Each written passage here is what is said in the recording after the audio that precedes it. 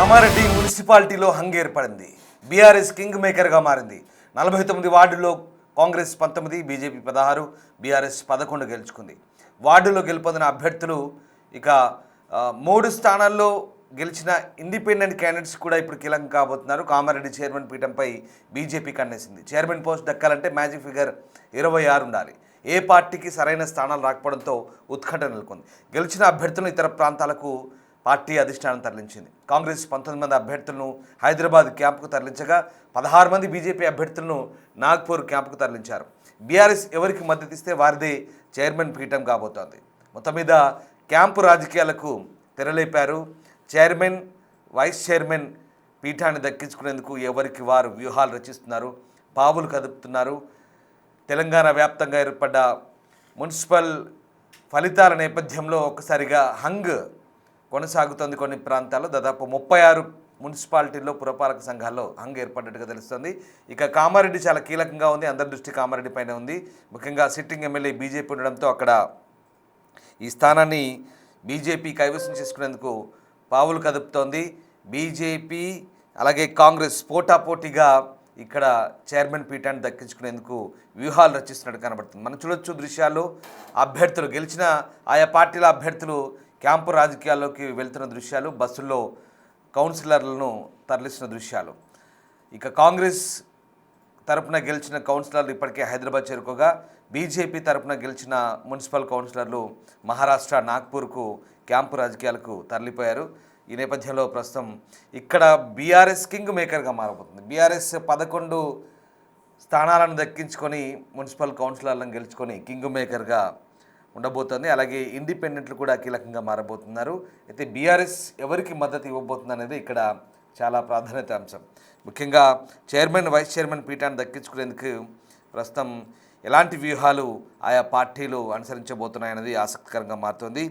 కామారెడ్డి పురపాలికలో ఏర్పడ్డ హంగుపై జిల్లా వ్యాప్తంగా ఉత్కంఠ కొనసాగుతోంది. ఏ పార్టీ ఎవరికి మద్దతు ఇస్తోంది, ఏ కౌన్సిలర్ ఏ పార్టీలోకి మారుతారు, చివరిగా చైర్పర్సన్ పీఠాన్ని ఎవరు ఎక్కబోతున్నారనేది ఆసక్తికరంగా మారబోతోంది. ఇప్పటికే ఆయా పార్టీలకు ఎక్స్ అఫిషియో సభ్యుల మద్దతు ఎంత ఉందనే దానిపై కూడా చర్చించుకుంటున్నారు. పురపాలికలో స్థానిక MLA, MP, MLC ex officio సభ్యులుగా ఉంటారు. వారు వారి పరిధిలోని ఏదైనా ఒక పురపాలికలో మాత్రమే ఓటు హక్కు వినియోగించుకోవచ్చు. దానికోసం ముందుగానే దరఖాస్తు చేసుకోవాలి. ప్రస్తుతం BJP MLA Venkataramana Reddy, BJP MLC Anji Reddy, Congress నుంచి ఎంపీ సురేష్ షెట్కర్ ఉన్నారు. జహీరాబాద్లో కూడా హంగ్ ఉంది. దీంతో ఎంపీ అక్కడే ఓటు వేసే అవకాశం ఉంది. కాబట్టి కాంగ్రెస్కు ఎక్స్ అఫిషియో మద్దతు కూడా లేనట్లే. ఇప్పటికే 2 స్వతంత్ర అభ్యర్థులు కూడా కాంగ్రెస్ గూట్లోకి చేరారు. చైర్పర్సన్ పదవి దక్కాలంటే మరో 4 కావాల్సిందే. ఇప్పటికే 3 పార్టీల కౌన్సిలర్లు క్యాంపులకు వెళ్లారు. శనివారం, ఆదివారం 2 రోజులే సమయం ఉండడంతో వాళ్ళను దూర ప్రాంతాలకు తీసుకెళ్లడం లేదు. కాంగ్రెస్, బీఆర్ఎస్ అభ్యర్థులను హైదరాబాద్కు, భాజపా అభ్యర్థుల్ని మహారాష్ట్రకు తీసుకెళ్లారు. అభ్యర్థుల ఫోన్లు కూడా కలవడం లేదు. కాంగ్రెస్తో బీజేపీ, బీఆర్ఎస్ పార్టీలు కలిసే అవకాశం లేదు. దీంతో ఆ 2 పార్టీలు అంతర్గతంగా చర్చించుకుంటున్నాయి. ఏ 2 పార్టీల మధ్య పొత్తు కుదిరినా ఒకరికి చైర్పర్సన్, మరొకరికి వైస్ చైర్మన్ వచ్చే అవకాశం ఉంది. బీజేపీ నుంచి గాండ్ల సుజిత, ప్రీతి విపుల్ జైన్, భోజన్న గారి వినోద చైర్పర్సన్ పదవి రేసులో ఉన్నట్లుగా ఆ పార్టీలో చర్చ జరుగుతుంది. మొత్తం మీద ఆసక్తికర పరిణామాలు. బీజేపీ కౌన్సిలర్లంతా కూడా నాగ్పూర్కు బయలుదేరి వెళ్ళారు. మనం చూడొచ్చు ఆ దృశ్యాలు. బస్సులో కౌన్సిలర్లు కుటుంబ సమేతంగా వెళ్తున్న దృశ్యాలు మనకు కనబడతా ఉన్నాయి. చాలామంది కౌన్సిలర్లు పిల్లలతో కూడా వెళ్తున్నారు. అదిగో ఆ బస్సులో మనం చూడొచ్చు. అలాగే వాళ్ళ వెల్ విషర్స్తో కలిసి క్యాంపు రాజకీయాలకు వెళ్ళిపోయారు. దాదాపు చాలామంది ఫోన్లు నాట్ రీచబుల్ వస్తున్నాయి. ఎందుకంటే ఇక్కడ బేరసారాలకు అవకాశం ఉన్న నేపథ్యంలో ఇక ఫోన్లు స్విచ్ ఆఫ్ చేసి పెట్టుకున్నారు చాలామంది.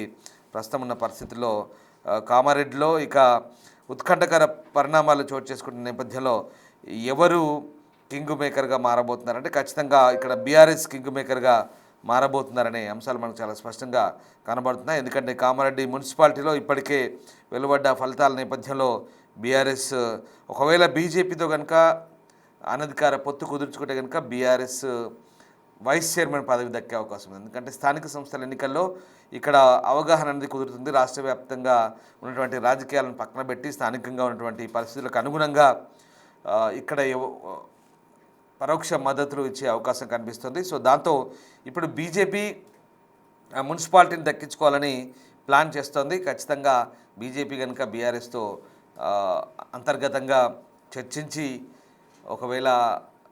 రెండు పార్టీలు కనుక పరస్పరం మద్దతు ప్రకటించుకుంటే కనుక ఖచ్చితంగా బీఆర్ఎస్కు వైస్ చైర్మన్, బీజేపీకి చైర్మన్ పదవి దక్కే అవకాశం అయితే కనిపిస్తుంది.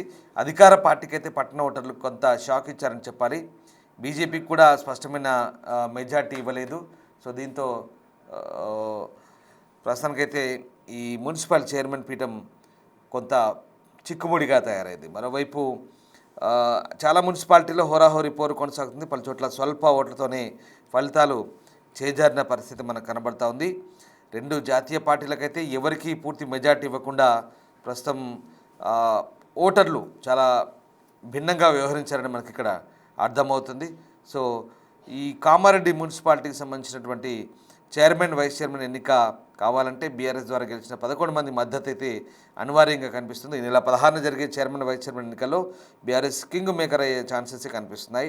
మరి బీఆర్ఎస్ అధిష్టానం ఎలాంటి వ్యూహాత్మకమైన అడుగులు వేస్తుందో వేచి చూడాల్సిన పరిస్థితి నెలకొంది. కామారెడ్డి మున్సిపాలిటీకి సంబంధించి నెలకొన్న ఈ ఆసక్తికర రాజకీయాలను ప్రస్తుతం జిల్లా వ్యాప్తంగా అందరూ గమనిస్తున్నారు. ఇక్కడ మున్సిపాలిటీని కైవసం చేసుకునేందుకు కాంగ్రెస్, బీజేపీలు తీవ్రంగా ప్రయత్నించినప్పటికీ పూర్తి మెజార్టీ రాలేదు. ఇక ప్రస్తుతం అయితే ఇటు ఎక్స్ అఫిషియో సభ్యులతో కలిపి కనుక చూసుకున్నట్టయితే కనుక ఖచ్చితంగా బీజేపీకి కొంత అనుకూలమైనటువంటి సిచ్యువేషన్ కనిపిస్తోంది. ముఖ్యంగా ప్రస్తుతానికి అక్కడ వాళ్ళకి ఎమ్మెల్యే, సిట్టింగ్ ఎమ్మెల్యే ఉన్నారు, అలాగే ఎంపీ ఉన్నారు. ఈ రెండు ఎక్స్ అఫిషియో మెంబర్స్ కనుక కలిస్తే బీజేపీ కొంత 2 బోనస్ అయ్యే అవకాశం. బట్ గెలిచిన ఇండిపెండెంట్లో 3 స్థానాలు గెలిచి అందులో 2 కాంగ్రెస్కి సపోర్ట్ చేస్తున్నట్టుగా తెలుస్తుంది. అయినప్పటికీ కూడా ఇంకా కాంగ్రెస్కి మద్దతు అవసరం ఉంది. ఒకవేళ బీఆర్ఎస్ కనుక కాంగ్రెస్కి సపోర్ట్ చేస్తే ఖచ్చితంగా Congress chairman, BRS vice chairman అయ్యే అవకాశం ఉంది. కానీ ఇప్పుడున్న సిచ్యువేషన్లో బీఆర్ఎస్ కాంగ్రెస్కు ఎట్టి పరిస్థితుల్లో మద్దతు ఇచ్చే ఛాన్స్ లేనట్టుగా స్పష్టంగా కనిపిస్తుంది. అంటే రాష్ట్ర వ్యాప్తంగా ఉన్న రాజకీయాలు చూస్తే కనుక బీఆర్ఎస్ కాంగ్రెస్కి ఎక్కడ పొసగదు. బట్ స్థానికంగా ఉన్నటువంటి రాజకీయాలను బేస్ చేసుకొని అక్కడ అభ్యర్థుల మధ్య అవగాహన వస్తే కనుక చెప్పలేం పొత్తులు ఎవరు ఎటువైపు మొగ్గు చూపుతారనేది ఇంట్రెస్టింగ్గా ఉండబోతుంది. ఒకవేళ వాళ్ళ మధ్య అండర్స్టాండింగ్ వచ్చి స్థానికంగా మద్దతు ప్రకటించుకుంటే కనుక అది పొత్తు అనైతికమైన, స్థానికంగా ఉన్నటువంటి అవసరాల దృష్ట్యా, కారణాల దృష్ట్యా మద్దతు ప్రకటిస్తే కనుక ఆశ్చర్యపోవాల్సిన అవసరం లేదు. బీఆర్ఎస్ కనుక కాంగ్రెస్కి మద్దతు ఇస్తే. లేదు బీజేపీ, బీఆర్ఎస్ కనుక కలిస్తే అది కూడా అనైతికమైన పొత్తే అవుతుంది. కానీ స్థానిక అవసరాల దృష్ట్యా అది కూడా ఆశ్చర్యపోవాల్సిన అవసరం లేదు. ఇక్కడ బీఆర్ఎస్ కీలకంగా మారిపోతుంది. 11 మంది కౌన్సిలర్లు గెలిచిన, వార్డు కౌన్సిలర్లు గెలిచిన బీఆర్ఎస్ఏ మరి ఇప్పుడు ఎలాంటి నిర్ణయం తీసుకోబోతుంది? బీఆర్ఎస్ అధిష్టానం ఏం చెప్పబోతోంది? ఎందుకంటే ఆత్మ ప్రబోధానుసారం మీ మద్దతు తెలపండి అంటూ బీఆర్ఎస్ పార్టీ కనుక ఆయా వార్డు కౌన్సిలర్లకు చెప్తే వాళ్ళు వాళ్ళకి నచ్చిన పార్టీలకు మద్దతు ఇచ్చే అవకాశం ఉంది. బట్ ఇక్కడ ఏం జరగబోతుందనేది మాత్రం ఇంట్రెస్టింగ్గా ఉండబోతుంది. Kamareddy municipality chairman, vice chairman, పురపాలక సంఘ చైర్మన్, వైస్ చైర్మన్ సంబంధించినటువంటి ఎన్నిక మాత్రం చాలా జిల్లా వ్యాప్తంగా ఆసక్తి రేపుతోంది. ఇక 16వ తారీఖు నాడు జరిగే ఈ ఎన్నికకు సంబంధించి కోరం మరి ఎలా ఉండబోతుంది? ఇప్పటికే బీజేపీ నాగ్పూర్ వైపు వెళ్ళింది, కాంగ్రెస్ హైదరాబాద్ వైపు, అలాగే బీఆర్ఎస్ కూడా కౌన్సిలర్లో హైదరాబాద్ వైపు వచ్చారు. ఇప్పటికే చాలామంది నాట్ రీచబుల్, అందరూ కూడా అందుబాటులో లేని పరిస్థితి. చాలా ఇంట్రెస్టింగ్గా ఉండబోతుంది. సో ఏం జరగబోతుంది, ఇవాళ రేపు ఎలాంటి పరిణామాలు చోటు చేసుకుంటాయి, ఎలాంటి బేరసారాలు ఉంటాయనేది ఆసక్తికరంగా మారబోతుంది. ఎందుకంటే ఇప్పటికే ప్రలోభాలకు తెరలేపారు, ప్రలోభాల పర్వం కొనసాగుతుంది. నయానో భయానో దారిలోకి తెచ్చుకోవడమో వీలైతే, లేదంటే ఆఫర్లు ఇవ్వడమో, గిఫ్ట్లు ఇవ్వడమో, నగదు, ఇంకేదైనా కొత్త కొత్త ఆఫర్లు ఇవ్వడం, ఇట్లాంటి చోటు చేసుకునే అవకాశం కనిపిస్తుంది. ఇంకా లేదంటే పరిస్థితులకు అనుగుణంగా ఎట్లాంటి బేరసారాలకు దిగుతారనేది మాత్రం ఇంట్రెస్టింగ్గా ఉండబోతుంది. ఏదేమైనా కామారెడ్డి పురపాలక సంఘం ఎన్నిక చైర్మన్, వైస్ చైర్మన్ అనేది ఉత్కంఠ రేపుతోంది.